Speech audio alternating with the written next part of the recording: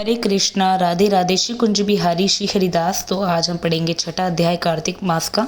तो थोड़ा सा भक्तों सॉरी लेट हो गया था, मुझे आप सब माफ़ करिएगा क्योंकि मेरा फ़ोन थोड़ा सा ख़राब हो चुका था। तो चलिए छठा अध्याय पढ़ते हैं। चलिए छठा अध्याय पहले स्टार्ट करते हैं। तो नारद जी कहने लगे कि हे ब्राह्मण, कार्तिक मास के महात्म का विधि पूर्वक वर्णन कीजिए। तो ब्राह्मण जी कहने लगे कि हे नारद, तुम बड़े सज्जन पुरुष हो जो लोगों के हित के लिए ऐसे प्रश्न करते हो। अब मैं ऐसी कथा तुमसे कहता हूँ जिसके सुनने मात्र से पापों का नाश हो जाता है।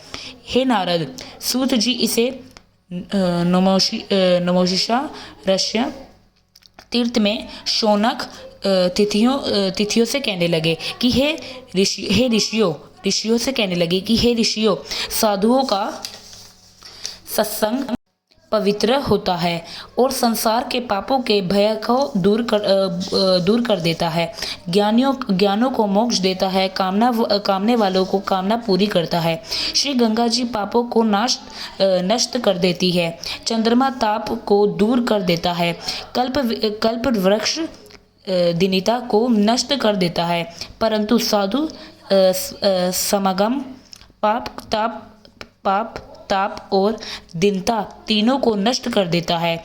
इसका आधा यक्ष की मोक्ष का देने वाला हो जाता है।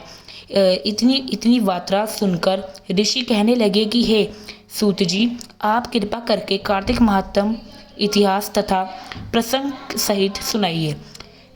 तब सूत जी कहने लगे कि हे ऋषियों, एक समय भगवान कृष्ण ने कमल जैसे नेत्र वाली की सत्यभामा जी कहने लगे कि मैं धन्य हूँ और मेरे माता पिता भी धन्य हैं जिनके मेरे जैसी कन्या उत्पन्न हुई, जिसके पति आप भगवान हुए।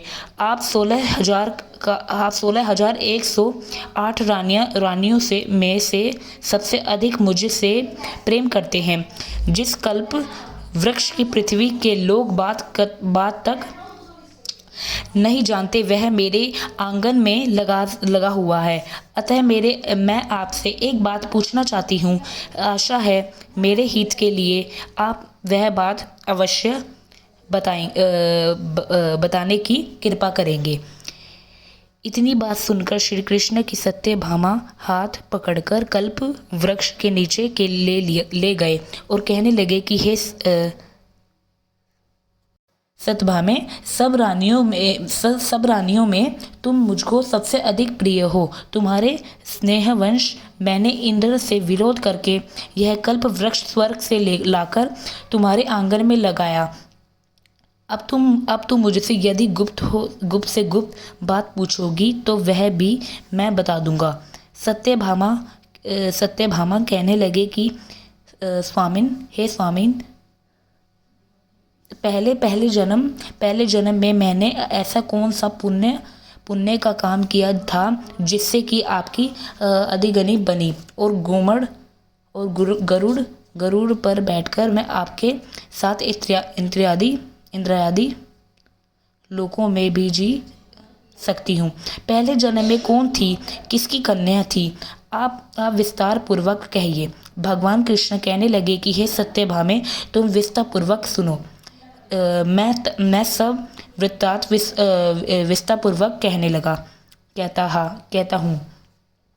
पहले सतयुग के अंत में मायापुर के अत्रिकुल में वेद तथा शास्त्रों का जानने वाला देव शर्मा नाम का एक ब्राह्मण रहता था। वह सूर्य का भक्त था तथा रात दिन अतिथियों की सेवा किया करता था।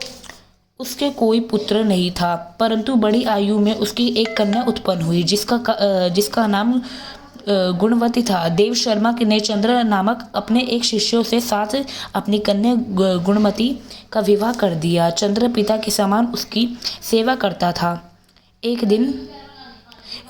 दिन देव शर्मा अपने दामाद के साथ लकड़ियां काटने के लिए हिमाचल के समीप गया।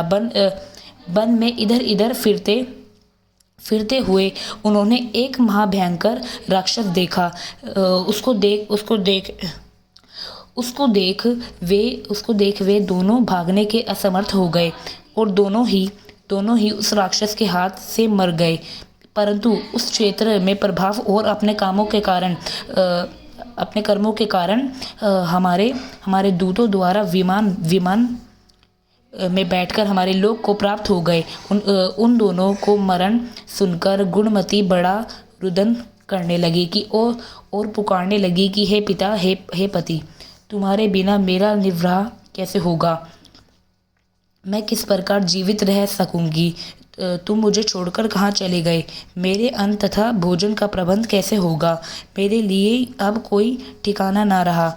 इस प्रकार विलाप करती हुई यह वृक्ष की तरफ मूर्छा खाकर घूमी और गिर गई। और जब कुछ चेतना आई तो उसने घर का सामान बेचकर उन दो यशस्वी किया कि और मेरी भक्ति में सदा तत्पर रहने लगी। इस प्रकार कार्तिक मास आ गया और वह कार्तिक के व्रत रखने लगी तथा एकादशी का भी व्रत रखने लगी। एक समय पर ज्वर से पीड़ित हो गई वह दुर्बल शरीर वाली गुणमती गंगा स्नान को गई।